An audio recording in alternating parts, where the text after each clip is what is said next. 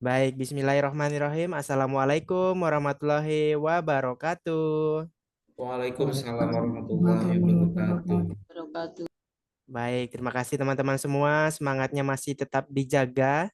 Walaupun kita hanya 15 orang yang berkumpul di Zoom, tidak Baru menurunkan semangat. berkumpul ya, nanti nambah lagi kok, insya Allah. Siap. Soalnya Amin. pesertanya ini kan kebanyakan profesioners, Pak.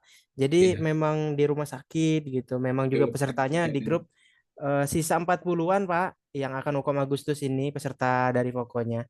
Gitu ya, semoga semuanya tuntas lah. Kemarin udah beberapa sekitar 70-an udah hukum di bulan kemarin. Nah, sekarang sisanya yang akan hukum di bulan Agustus. Semoga lancar semua. Amin. Amin. Baik, kalau gitu pada malam hari ini kita akan memulai soal-soal yang akan kita kerjakan itu soal-soal dari Pak Nuril yang ciri khasnya ya. Nanti silakan dirasakan sendiri soalnya apakah mudah, menjebak atau apapun lah itu ya. Tapi kalau Pak Nuril bilang tidak ada soal yang menjebak-menjebak karena pembuat soal selalu memberikan soal yang terbaik. Iya Karena betul. tujuannya supaya teman-teman bisa lulus dan meneruskan perjuangan para senior nanti. Gitu ya Pak Nuril ya. Amin. Oke Pak, langsung saya share screen ya Iya Pak. langsung aja Mas Adif, silakan share screen Oke, materinya untuk malam hari ini. siap Pak. Oke, kalau gitu sudah tampil di layar teman-teman semua. Dan Sudah. kita bisa langsung mulai Pak Nuril silahkan. Oke, soal yang pertama ya Pak ya. Ya langsung soal aja ya. Siap, oke. Langsung soal nih teman-teman. Saya siapin dulu timernya supaya Timernya. terbiasa. Karena kalau misalnya nggak pakai timer nanti nggak tahu seberapa lama, seberapa cepat kita ngerjain soal. Karena udah detik-detik ukom gitu ya. Halo Kak Titi, selamat bergabung. Kak Putri Permata juga baru bergabung, selamat bergabung. Kita baru mulai ya. Kita baru mau mulai. Nah, ini kita akan masuk ke soal yang pertama. Sebentar. Nah, ini dia. Kita masuk ke soal yang pertama, silakan. Soal yang pertama sudah muncul 1 menit. Dimulai dari sekarang. Semoga satu soal ini betul berjamaah.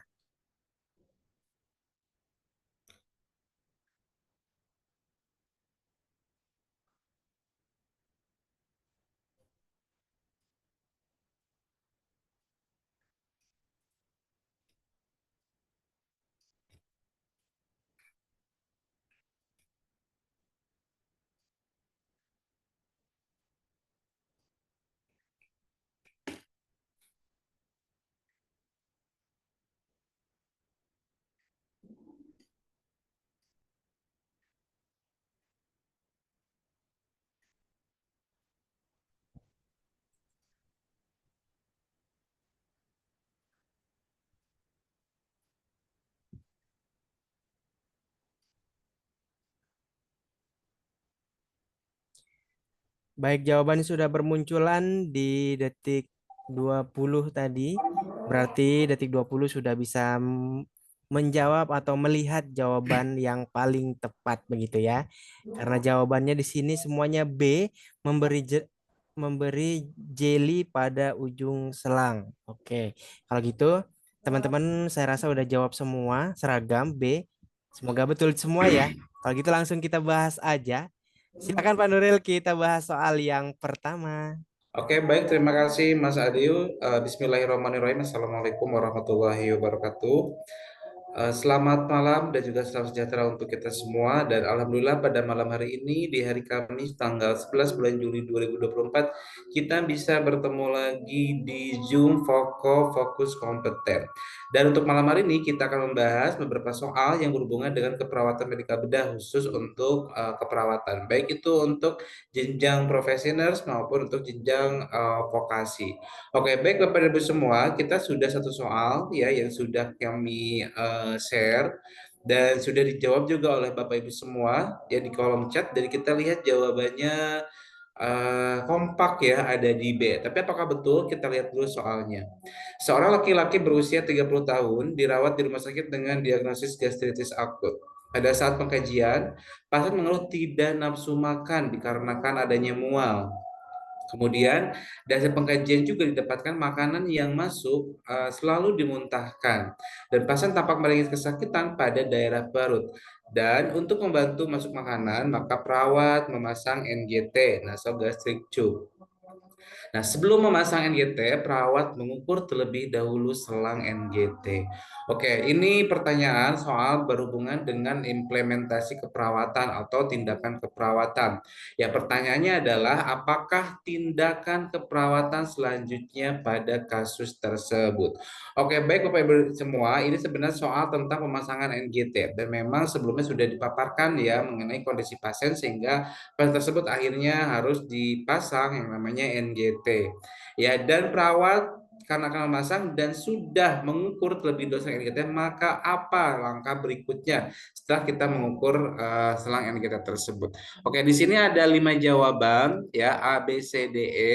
Yang A memasang sarung tangan, apakah baru memasang sarung tangan gitu ya setelah mengukur baru masuk ke sarung tangan. Kemudian yang B adalah memberi jeli pada ujung selang. Setelah diukur baru dipasang atau diberi jeli. Apakah seperti itu? Atau C, memasukkan selang pada hidung sebelum memasang, setelah mengukur langsung saja kita masukkan pada hidung. Apakah seperti itu? Kemudian D, mengecek respon pasien akibat kesakitan. Nah, oke, ini respon apa gitu ya, kesakitan apa ya. Kemudian yang E, mengecek selang apakah sudah masuk lambung atau tidak. Oke, baik Bapak Ibu semua, ini berarti kita fokus ke SOP mengenai pemasangan NGT ya pada pasien. Dan untuk pemasangan ini tentu saja lihat proseduralnya, tahapan-tahapannya, dan tahapan setelah mengukur selang NGT itu apa. Dan kita lihat jawabannya Mas Adil.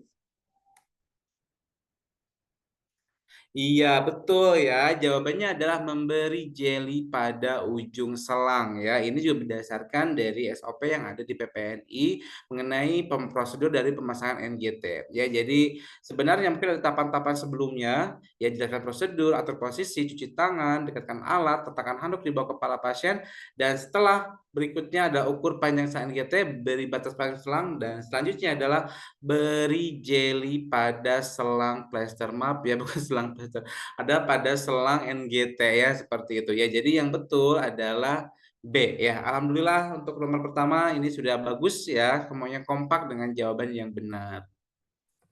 Oke, terima Oke, kasih Mas Adil. siap. Terima kasih Pak Nuril. Pembahasan yang pertama, alhamdulillah dijawab dengan betul berjamaah. Oke, mantap ya. Kita lagi coba lagi di soal yang kedua. Semoga bisa betul berjamaah lagi supaya menambah motivasi, semangat kompeten. Silakan 1 menit dimulai dari sekarang.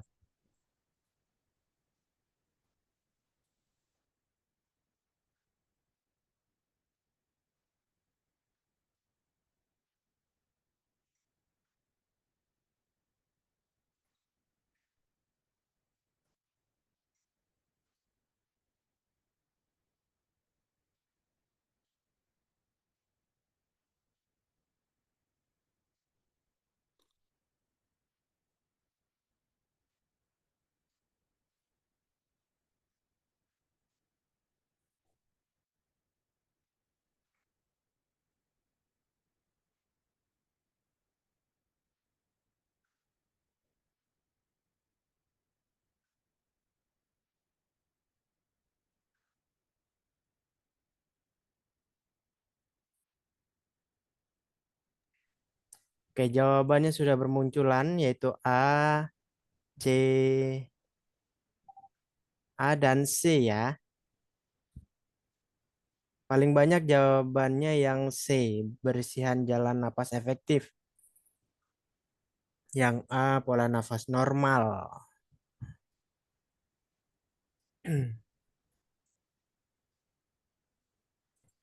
Oke, C ya kayak mayoritas tapi ada beberapa jawaban A yang menjawab A. Siap.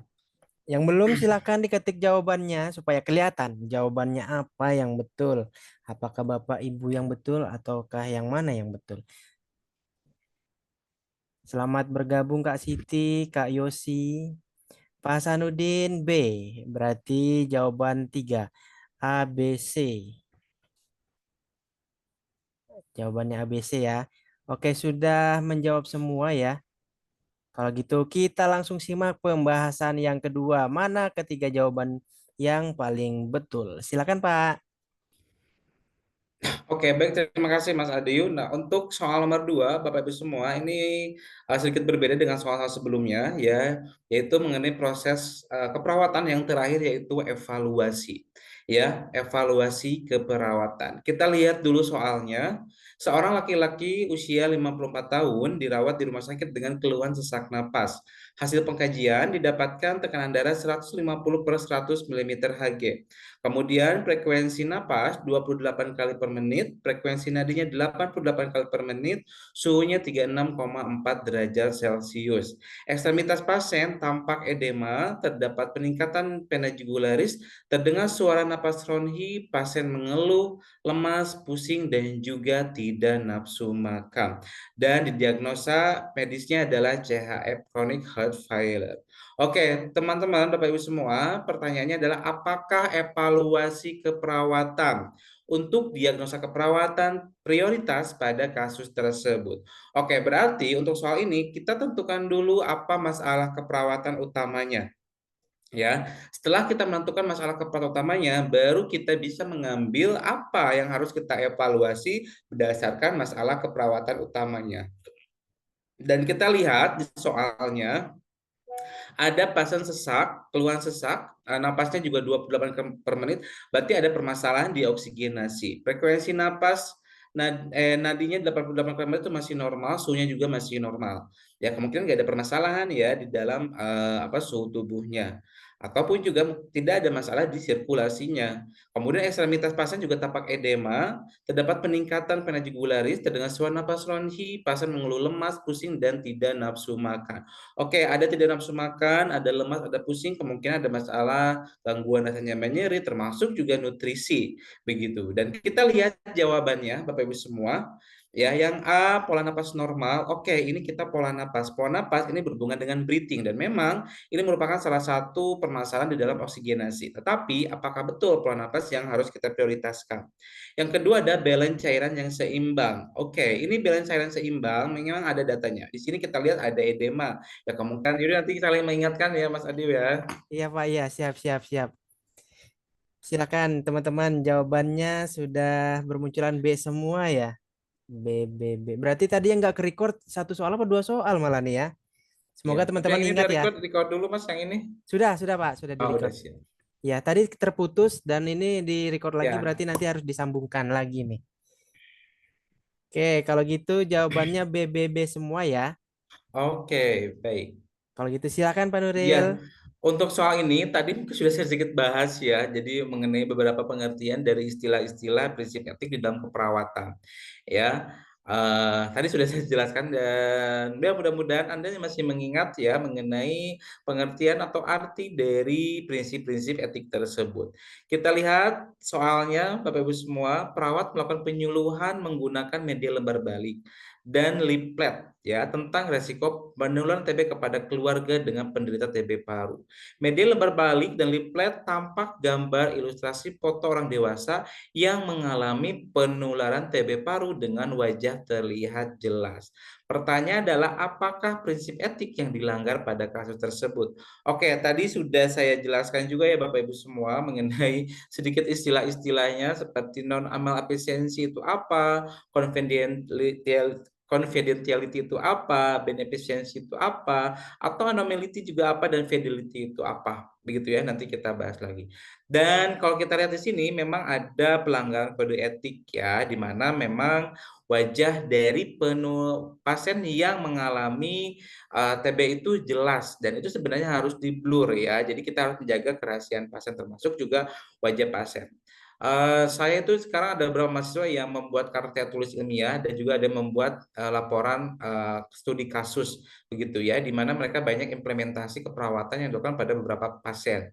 Dan ada dokumentasinya dan memang ada beberapa masa yang lupa gitu ya ketika dia menampilkan dokumentasinya tuh fotonya nggak di blur. Itu biar saja diingatkan harus di blur. Jadi sebelum nanti terpublikasi secara ilmiah di dalam jurnal ilmiah atau dimanapun itu memang harus di anonymity bahkan ya nggak boleh ada namanya Kemudian juga harus mukanya tuh di blur karena untuk menjaga kerahasiaan pasien. Dan mungkin Bapak Ibu semua juga yang ada di rumah sakit jiwa ya, sekarang tuh yang saya tahu dulu waktu saya pernah ngantar mahasiswa ya waktu di Jakarta, memang nggak boleh rekam pasien, kemudian nggak boleh foto pasien, apalagi jangan sampai terpublikasi di WA Story atau apapun. Karena tujuannya itu ya untuk menjaga kerahasiaan. Nah, ini juga tentu menjaga kerahasiaan. Tapi yang Anda harus tahu apa sih yang menjaga kerahasiaan tersebut ya? Karena ini semuanya menggunakan bahasa asing ya. Ada non-amal efisiensi, ada confidentiality, ada beneficiency, ada anomalimity atau juga mungkin bahkan fidelity ya. Oke, dan yang paling betul ya ini jaga kerahasiaan. Ya, jaga kerahasiaan tersebut adalah betul ya. Coba lihat Mas Adi. Iya ya, ada confidentiality atau jawabannya B ya. Jadi confidentiality itu adalah kerahasiaan ya. Jadi aturan dalam prinsip kerahasiaan adalah informasi tentang klien harus dijaga privasi klien. Ya, segala sesuatu yang terdapat dalam dokumen catatan kesehatan klien hanya boleh dibaca dalam rangka pengobatan klien. Termasuk juga seperti ini ya, medical record juga ya itu adalah memang harus jaga rahasia, nggak boleh sampai keluar dari rumah sakit atau yang memang yang tidak membutuhkan. Tidak ada seorang pun dapat memperoleh informasi tersebut kecuali jika diizinkan oleh klien dengan bukti persetujuan. Jadi nggak boleh, boleh-boleh saja. Mungkin Bu ini boleh saya publikasikan boleh. Tetapi di sini memang harus ada bukti persetujuan. Jadi ada surat pernyataan. Kalaupun memang harus dipublikasikan, itu ada surat persetujuan bahwa dia setuju untuk dipublikasikan. Dan diskusi klien di luar area pelayanan menyampaikan pada teman atau keluarga tentang klien dengan tenaga kesehatan lain juga harus dihindari. Oke, itu ya jawaban yang nomor 6 ya masih mengenai prinsip etik di dalam keperawatan. Oke, terima kasih Mas Adi untuk pembahasan nomor 6 mudah-mudahan dipahami.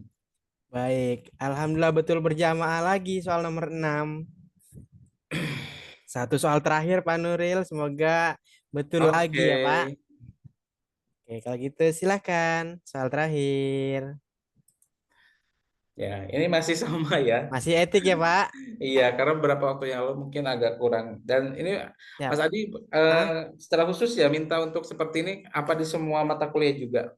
di semua mata kuliah Pak dia di tiap dosen diminta untuk kasih etik minimal Oke, satu. tapi kalau seperti ini udah nggak ada alasan kalau salah ya. Siap, karena sering ya Iya, Pak. itu udah nggak ada alasan. Untuk Siap, peserta didik vokal tuh udah nggak ada alasan. Jadi kalau ada setiap soal prinsip etik itu harus dibabat habis ya, harus 100% betul ya. siap. Apalagi sama dosen-dosen tuh Pak dikasih. Soalnya Mas Iya, Adio. Iya Bu, belum dimulai Bu. Soalnya. Iya Oh belum belum. dimulai. Iya. Iya ya pokoknya silakan teman nomor 6 nomor 7 ya ya lanjut. pokoknya teman-teman fokus ya, fokus. Ya silakan.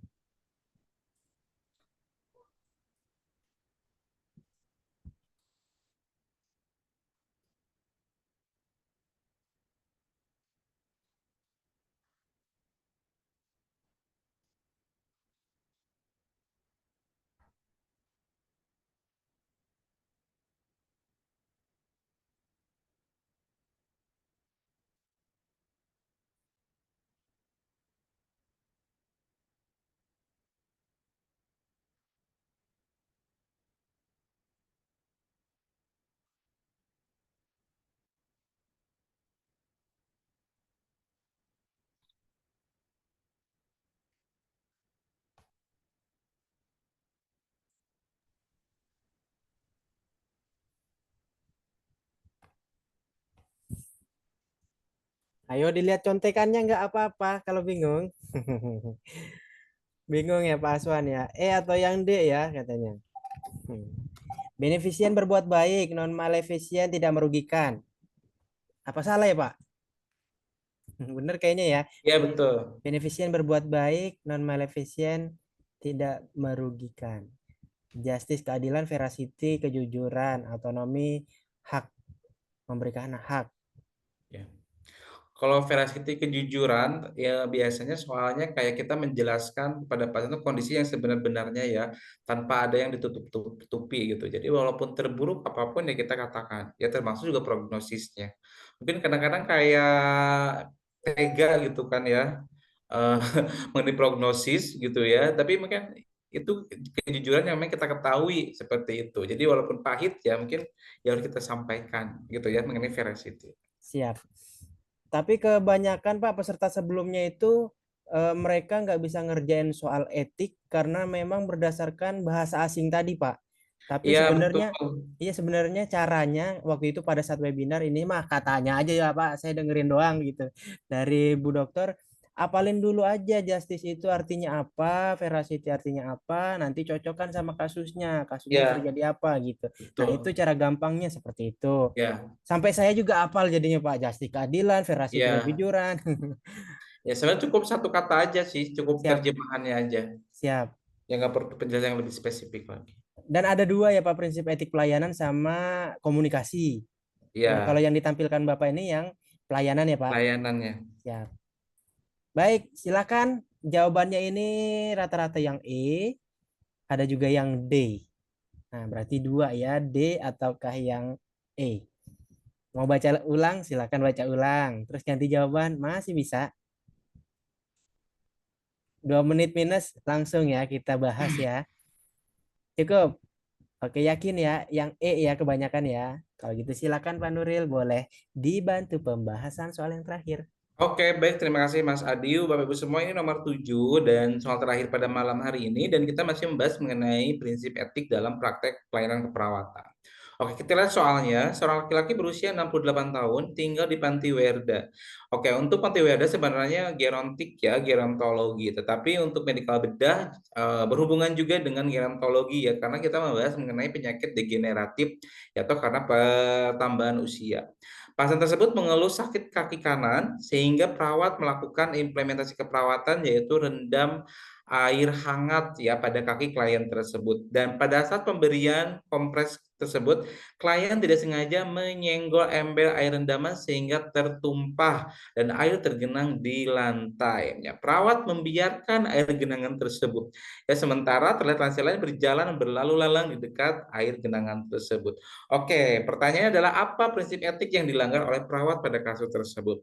Oke, di sini ada 5 jawaban: justice, veracity, autonomi, beneficiency, dan non-malefisiency. Mungkin Bapak Ibu semua sudah paham ya kalau justice tadi ya keadilan, kemudian veracity,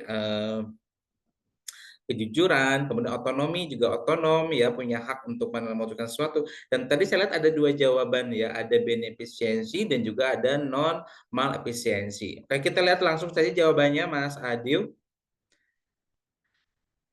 Iya, jawaban yang tepat adalah non malefisiensi atau tidak merugikan pasien. Kenapa? Karena kalau tadi kita lihat soalnya, jika pasien tersebut jika perawat tersebut membiarkan, maka akan terjadi resiko jatuh dan itu tentu saja merugikan pasien. Begitu. Jadi kalaupun memang kalau seperti itu, maka kita harus segera membersihkan lantai tersebut. Dan bahkan mungkin kalau di rumah sakit ya, mungkin ada bagiannya tersendiri, ada bagian pihak yang membersihkan, ya kita langsung menghubungi cleaning service misalkan ya, untuk membersihkan lantai tersebut. Kalau seperti itu nggak ada masalah. Kemudian tadi ada yang menjawab mengenai beneficiency ya, beneficiency itu dikatakan berbuat baik. Nah, untuk berbuat baik ini bisa saja kasusnya adalah kita berbuat baik mungkin yang memang di luar tindakan keperawatan. Artinya kalau SOP itu kayak di luar SOP gitu, tapi kita berbuat kebaikan. Jadi misalkan kita memberikan permen, ataupun juga kita memberikan buku cerita, atau kita juga memberikan senyuman, atau kita juga menegur dan lain sebagainya. Itu adalah salah satu untuk berbuat baik. Begitu ya, bukan permen ya. Jadi mungkin makanan lah begitu ya. Kalau permen kan takutnya kalau di rumah sakit ya jangan memberikan makanan-makanan yang memang bisa mempengaruhi status kesehatan ya, tentu saja yang sehat-sehat. Itu ya kalau untuk beneficiency atau berbuat baik. Jadi jawaban yang paling tepat ini adalah betul non malefisiency. Dan sini ada 8 ya Bapak Ibu semua mengenai prinsip etik keperawatan. Jadi cukup seperti ini saja: otonomi, berbuat baik, beneficiency, keadilan justice, tidak merugikan, ada non efisiensi, kejujuran veracity, menepati janji fidelity. Nah, menepati janji juga Bapak Ibu semua, contoh misalkan Ibu nanti saya akan kembali lagi untuk memberikan obat misalkan. Kalau bilang saya akan memberikan, maka kita harus menepati janji. Kita yang harus memberikan, jangan sampai yang datangnya orang lain misalkan atau perawat yang lain. Begitu ya. Jadi memang harus sesuai. Kecuali Ibu nanti yang akan memberikan obat saya atau teman saya. Oke, itu nggak ada masalah. Tapi kalau kita, iya Bu nanti saya akan memberikan obat ke sini. Karena memang ada beberapa pasien tuh yang trust sama kita begitu ya, dan bahkan mungkin tidak mau sama yang lain begitu ya. Jadi makanya dibutuhkan yang namanya menepati janji kalau kita sudah memberikan janji kepada pasien. Kalau kerahasiaan ya yang tadi sudah dijelaskan mengenai confidentiality dan juga akuntabilitas, itu akuntability berarti memang tanggung jawab ya, bertanggung jawab. Jadi misalkan kalau kita melakukan kesalahan atau kita mungkin ada kekeliruan dan kita bertanggung jawab dan juga mungkin kita mengakui kesalahan tersebut dan meminta maaf. Dan jika memang ada ganti rugi yang harus kita lakukan, ya kita melakukan ganti rugi. Itu adalah contoh dari akuntabilitas atau bertanggung jawab. Oke, mudah-mudahan paham ya Bapak Ibu semua mengenai prinsip etik di dalam pelayanan keperawatan. Ya, oke, terima kasih Mas Adi. Oke, siap, Pak Nuril. Alhamdulillah, 1 sampai 7 soal sudah kita kerjakan. Kita coba cek dulu, Pak Nuril. Malam ini betul berapa? Boleh. Silakan ketik di kolom chat. Apakah meningkat dari malam sebelumnya, atau bertahan, atau malah menurun? Bener 5, Pak Aswan. Oke, Kak Mas Riyati salah 2, berarti betul 5. Terus Kak Hesti betul 6, luar biasa keren ini. Betul 5 juga udah keren. Betul 5 lagi, betul 5. Wih, Kak Desi Risna. Sempurna malam ini Kak Desi. Kak Ero betulnya 5, masuk Zoom telat Mas. Oke siap Kak Ero. Kak Nurul betul 7, 2 orang yang betul 7. Oh betul 6, salah ketik. Wah kirain betul 7 Kak Desi. Udah bagus tadi. Tapi udah bagus juga, betul 6. Yang lain, bener 5, masuk Zoom-nya telat. Siap Kak Yosi. Dicatat ya, di catatannya nih, di buku yang udah ada di mejanya masing-masing, dicatat. Malam ini saya betulnya 6. Terus malam kemarin betulnya 5. Terus malam besok berapa, malam besok berapa. Sampai nanti akhirnya teman-teman sadar bahwa, oh iya saya sekarang udah makin pandai gitu, makin lihai ngerjain soal hukum. Nah, itu membuat kita pede. Seandainya itu tidak terjadi, tidak ada progres yang dicatat, pasti kita akan segitu-gitu aja kemampuannya. Terkecoh sama CHF. Kirain pola napas, Mas, tadi. Oke, siapa Apa ya, Aswan? cuma salah Teliti satu lagi. kan ya Pak Aswan ya. Siap, Nanti 80%, 90% lah siap. hasil hukumnya. Punten absen. Siap, Kak Ero. Untuk teman-teman yang mau meninggalkan Zoom lebih dulu, boleh absen dulu ya. Dan bagi teman-teman yang memiliki pertanyaan dari 1 sampai 7 soal atau kemarin ada pertanyaan belum tersampaikan, silakan ditanyakan dulu. Boleh ya Pak Nuril ya? Ya silakan Mas Adi. Siap, silakan. Ada yang mau bertanya, boleh dinyalakan mikrofon langsung. Adakah? Atau cukup? Kalau ada pertanyaan dinyalakan mikrofon, jika cukup boleh bantu diketik di kolom chat Cukup ya. cukup. Supaya kita tahu ya Pak Nuril kelasnya Iya sudah bisa kita betul. kirim. Wah ini keren lah Foko ya. Siap. Semoga terus bisa mendampingi calon peserta UKOM. Walaupun Amin. sedikit ya Pak, walaupun Foko ini kontribusinya sedikit misalnya dalam meluluskan mahasiswa di kampus-kampus, seenggaknya mereka sudah berjuang Ya, bareng sama nanti bertahap dosen-dosen. Mas Insya Allah ya akan lebih Siap, banyak mengenal yang namanya Foko Indonesia. siap. Amin, amin. Tapi Foko ini rata-rata Pak pesertanya itu hasil dari mulut ke mulut gitu Pak. Jadi Iya, alumni tahun kemarin iya. ngerekomendasiin ke teman-temannya atau ke adiknya gitu. Jadi tahu Foko itu pertama dari sosialisasi webinar gitu-gitu Pak. Tapi paling besarnya dari mulut ke mulut tadi. Oke, cukup Pak Aswan ya. Yang lain bagaimana, cukup atau ada pertanyaan? Jika cukup, boleh bantu sama seperti Pak Aswan ketik cukup.